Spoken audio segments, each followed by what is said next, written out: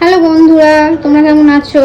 আশা করি তোমরা ভালো আছো। এই দেখো আমরা দুপুরবেলা মা বসে পড়েছে, সবাইকে ভাত দিচ্ছে। শুধু বাবা আসবে তারপরে আমরা বসে পড়বো খেতে। আজকে খুব চিমচাম খাবার হয়েছে, যেহেতু বাবার শরীরটা খারাপ তাই জন্য আজকাল আমরা বেশি স্পাইসি খাচ্ছি না। হ্যাঁ, কদিন আমাদের এরকম সিম্পল খাবার চলবে। দেখো কি কি হয়েছে। এখানে হয়েছে মুসুরির ডাল, বাবার জন্য একটা আনাজের ঝোল পাতলা করে। তারপর এখানে কড়াইশুঁটি হয়েছে ভাজা, আলু পেঁয়াজ কলির তরকারি কালকে একটু ছিল সেটা আছে।